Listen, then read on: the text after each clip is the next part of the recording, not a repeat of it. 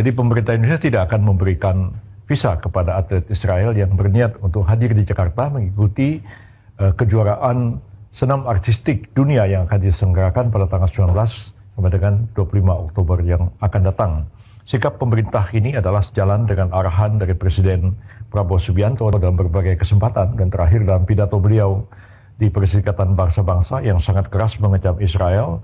yang terus-menerus melakukan kekejaman dan kebiadaban atas rakyat Palestina terutama di Gaza. Dan pemerintah Indonesia tegas berpendirian bahwa tidak akan melakukan hubungan kontak apapun dengan pihak Israel sampai dengan Israel mengakui keberadaan negara Palestina yang merdeka dan berdaulat, dan barulah pemerintah Indonesia akan membuka hubungan diplomatik dengan Israel dan juga melakukan hubungan-hubungan normal internasional lainnya. Jadi sikap pemerintah ini juga sejalan dengan harapan dari seluruh rakyat yang dapat kita simak, ya, adanya penolakan yang keras dari berbagai ormas-ormas keagamaan, dari Majelis Ulama juga, dari pemerintah daerah juga, dari partai politik juga, dan semua itu disimak oleh pemerintah. Dan kami ingin menjelaskan bahwa pemerintah tegas dan konsisten